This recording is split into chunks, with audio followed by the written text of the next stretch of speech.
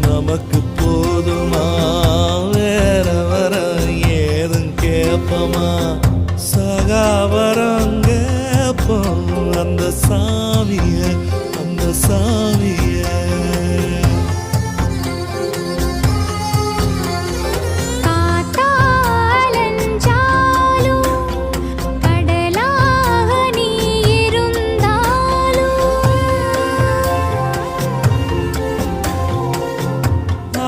ஆகாசமான போதிலும் என்ன ஒரு எடுத்த போதிலும் சேர்ந்தேதான் பொறுக்கணும், இருக்கணும், கலக்கணும்.